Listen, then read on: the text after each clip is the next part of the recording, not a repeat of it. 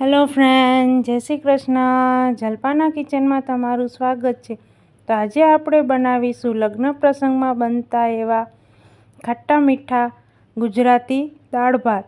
તો ચાલો, તો તે માટે મેં અહીં એક તપેલું લીધું છે, તેને ગેસ ઓન કરી તેના ઉપર મૂકી દીધું છે અને હવે આપણે તેની અંદર 2 થી 3 ગ્લાસ જેટલું પાણી એડ કરી દઈશું અને તેની અંદર અડધી ચમચી જેટલું મીઠું એડ કરી દઈશું અને તેને ઉકળવા માટે મૂકી દઈશું.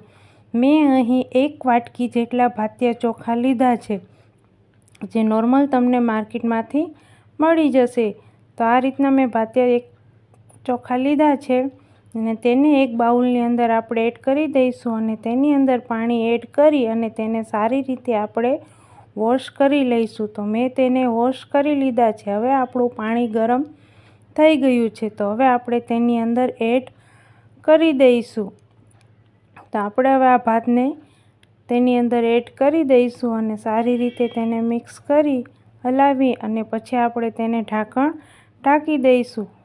2 મિનિટ સુધી આપણે તેને ઉકળવા દઈશું. ફરીથી આપણે તેને ઢાંકણને દૂર કરી અને ફરીથી આપણે તેને વારંવાર આ રીતે તેને હળવા હાથેથી આપણે તેની અંદર ચમચો ફેરવતા રહીશું, જેથી કરીને આપણા ભાત નીચે ચોંટી ન જાય. તો આ રીતે 2 થી 3 વખત આપણે કરવાનું છે. તો તમે જોઈ શકો છો કે આપણું પાણી એકદમ ઉકળી ગયું છે અને આપણા થોડાક ભાત ચડી પણ ગયા છે.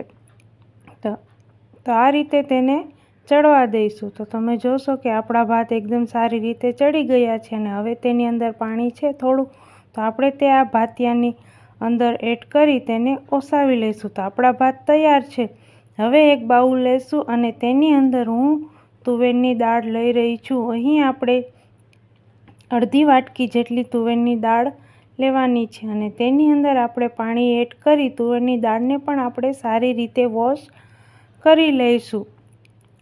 દાળ સારી રીતે વોશ થઈ જાય પછી આપણે હવે તેને કુકરમાં 5 થી 6 સીટી થવા માટે મૂકી દઈશું. તો હવે આપણે કુકર લઈશું અને તેની અંદર હવે આપણે દાળ એડ કરી દઈશું અને હવે આપણે તેની અંદર અડધી ચમચી જેટલા હળદર પાવડર એડ કરીશું. હળદર ઉમેરવાથી તેનો ફ્લેવર એકદમ સરસ આવે છે અને તેનો કલર પણ સરસ આવે છે. અને અડધી ચમચી જેટલું આપણે તેની અંદર મીઠું એડ કરી દઈશું અને 2 થી 3 ગ્લાસ જેટલું આપણે દાળની અંદર પાણી એડ કરી દઈશું અને પછી આપણે કુકરને ઢાંકણું બંધ કરી દઈશું અને હવે આપણે તેને 5 થી 6 સીટી થવા દઈશું.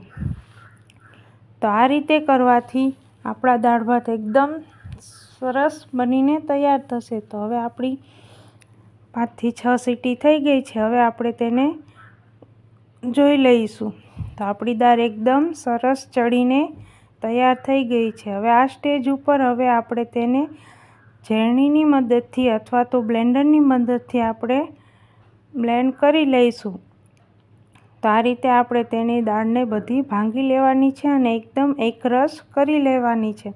તો દાળ એકદમ એકરસ થઈ ગઈ છે. હવે આપણે તેની અંદર 1 ગ્લાસ જેટલું પાણી એડ કરી દઈશું અને તેને સારી રીતે આપણે મિક્સ કરી લઈશું. હવે આપણે તેની અંદર બધા જ મસાલા એડ કરી દઈશું. તો મેં અહીં એક નાનું મીડિયમ સાઇઝનું ટમેટું લીધું છે, તેને આ રીતે નાના ટુકડા કરી તેની અંદર એડ કરી દીધા અને 1 લીંબુનો રસ લીધો છે, તે હું એને એડ કરી રહી છું અને આદુને ખમણીને લીધું છે તે પણ તેની અંદર એડ કરી દઈશું અને 2 થી 3 મરચી લીધી છે, તેને આ રીતે ઝીણી સમારી લીધી છે, તે પણ તેની અંદર આપણે એડ કરી દઈશું અને સિંગદાણા લીધા છે. ગુજરાતી દાળ ભાત હોય એટલે સિંગદાણા તો હોય જ, તે પણ આપણે તેની અંદર એડ કરી દઈશું અને થોડાક આપણે ફ્રેશ લીલા ધાણા પણ આપણે તેની અંદર એડ કરી દઈશું અને થોડીક 2 થી 3 ચમચી જેટલી આપણે ખાંડ એડ કરી દઈશું. જો તમે લીંબુ એડ કરો તો તમારે ખાંડ એડ કરવાની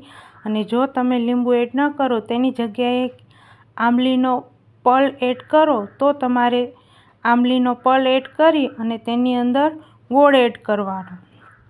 હવે આપણે દાળને ફરીથી ઉકળવા માટે મૂકી દઈશું. આપણી દાળ ઉકળે ત્યાં સુધીમાં આપણે હવે વઘાર કરીશું દાળનો. તો વઘાર માટે મેં અહીં એક હવે આપણે તેની અંદર 1 ચમચી રાઈ એડ કરી. રાઈ ફૂટે એટલે આપણે તેની અંદર 1 લવિંગ, બાદિયો અને 1 તજપાન એડ કરી અને પછી તેની અંદર આપણે 5 થી 6 લીમડાના પાન એડ કરી દઈશું અને પછી 1 ચમચી જેટલી આપણે તેની અંદર હિંગ ઉમેરી દઈશું. હવે દાળ ભાતની દાળનો એકદમ કલર સરસ લાવવા માટે આપણે તેની અંદર 1 ચમચી મરચું એડ કરી દઈશું.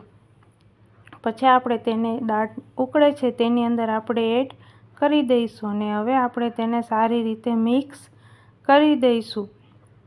પછી દાળ ઉકળે ત્યાર પછી હવે આપણે ફ્લેવર માટે તેની અંદર 1 ચમચી ગરમ મસાલો, 1 ચમચી ધાણા જીરું પાવડર અને ઉપરથી હવે આપણે થોડા ફ્રેશ લીલા ધાણા એડ કરી દઈશું. તો આપણી ટેસ્ટી અને ખાટી મીઠી દાળ બનીને તૈયાર થઈ ગઈ છે. તો તમે ચોક્કસ એકવાર આ રીતે બનાવજો, તમને ખાવાની ખૂબ જ મજા આવશે. તો તમે તેને દાળ ભાતને તમે પાપડ સાથે કે સલાડ સાથે સર્વ કરી શકો છો. જો તમને મારો વિડીયો ગમ્યો હોય તો મારા વિડીયોને લાઈક કરજો, શેર કરજો અને મારી ચેનલ